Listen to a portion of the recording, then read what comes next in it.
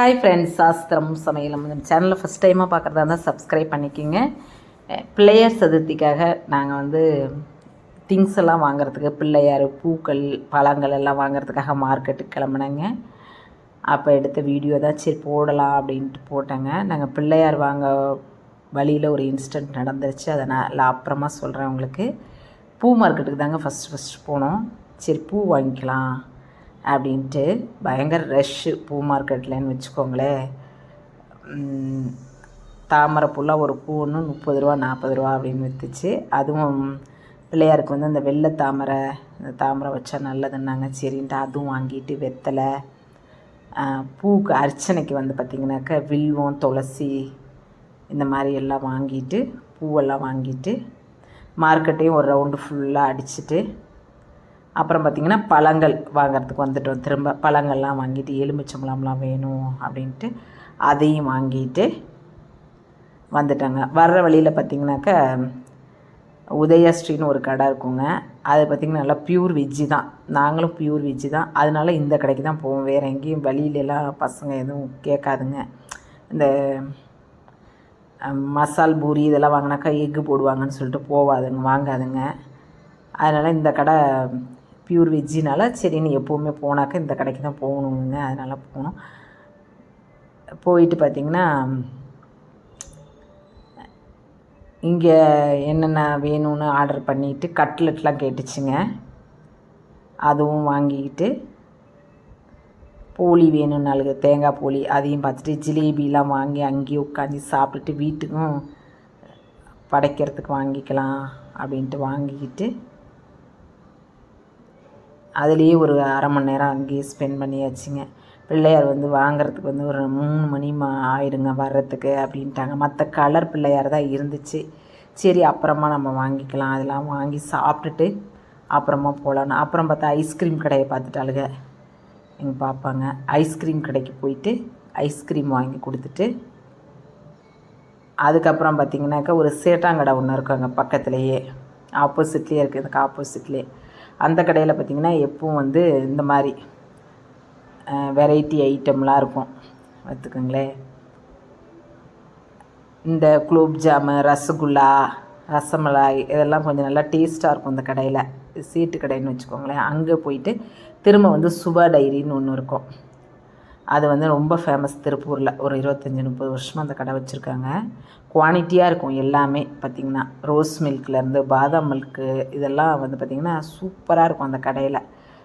சாப்பிட்டுக்கிட்டே இருக்கணும்னு இருக்கும். இங்கே பொடி வகைகள் எல்லாமே கிடைக்குங்க அந்த கடையில். எப்பவும் மந்த்லி ஒன்ஸ் இங்கே வந்தோம்னாக்க ஃப்ரூட் சாலட்லாம் எங்கள் பாப்பா சாப்பிடுங்க, இங்கே நல்லாயிருக்குன்ட்டு. அப்புறம் ஊறுகாய் ஐட்டம், பொடி ஐட்டம் எல்லாமே நம்ம வீட்டு ஹோம்மேடு ப்ராடக்ட் ஃபுல்லாகவே இங்கே இருக்குன்னு வச்சுக்கோங்க, கிடைக்கும். ரேட்டும் பார்த்திங்கன்னா நல்லாயிருக்கும். குவான்டிட்டியும் அதுக்கு தகுந்த மாதிரியே இருக்குங்க. ரொம்ப நீட்டாகவும் இருக்கும். நம்ம வீட்டில் சாப்பிட்றத விட பல மடங்கு டேஸ்ட் அதிகமாக இருக்கும். இவங்க பண்ணையே வச்சுருக்குறாங்கன்னு வச்சுக்கோங்களேன். அதனால் பால்கோவாலாம் பார்த்திங்கன்னா ரொம்ப டேஸ்ட்டாக இருக்கும். எல்லாமே இவங்களே பண்ணுறதுனால அவ்வளோ டேஸ்ட்டாக இருக்கும்னு வச்சுக்கோங்களேன்.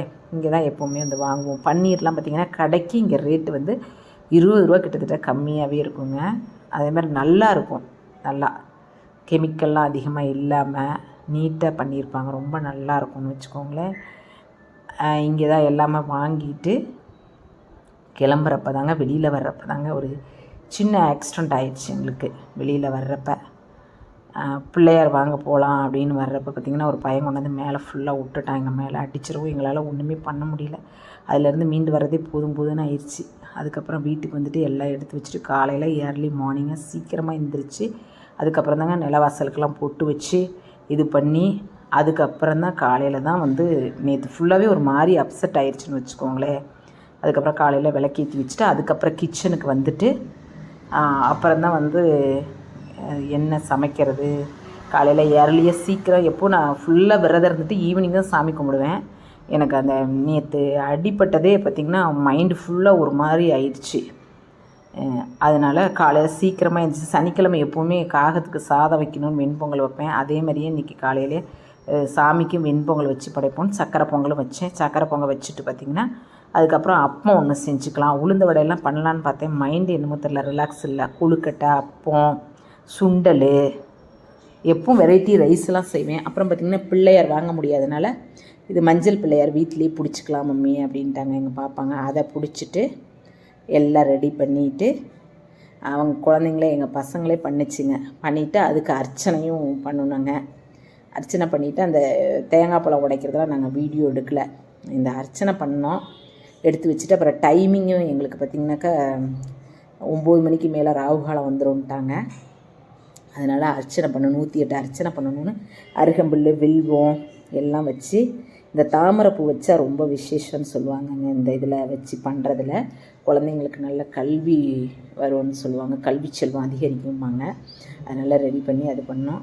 எங்கள் அக்காவோட ஓபிஆர் வந்து எனக்கு வந்து பெங்களூர்லேருந்து அந்த அவங்க வீட்டில் பண்ணால் பிள்ளையார் அனுப்பிச்சுட்ருந்தாங்க. அதை லாஸ்ட்டில் நான் உங்களுக்கு காமிச்சிருப்பேன். ரொம்ப நல்லா அழகாக இருந்துச்சு அவங்க பூஜை பண்ணதை. நாங்கள் விநாயகர் அகவல் எங்கள் பாப்பா நான் எங்கள் 2 பொண்ணும் விநாயகர் அகவல் 108 போற்றி எல்லாம் சொல்லிவிட்டு அதுக்கப்புறமேட்டுக்கு பட்சணம்லாம் வச்சு எல்லாம் படைச்சிட்டு சாமி கும்பிட்டோங்க. நீங்களும் எப்படி பண்ணீங்கன்னு கமெண்ட்டில் எனக்கு சொல்லுங்கள். ரொம்ப நல்லா இருந்துச்சு. எங்கள் விநாயகர் சதுர்த்தி மஞ்சளில் பிடிச்சது எங்களுக்கு ரொம்ப பிடிச்சிருந்துச்சின்னு வச்சுக்கோங்களேன்.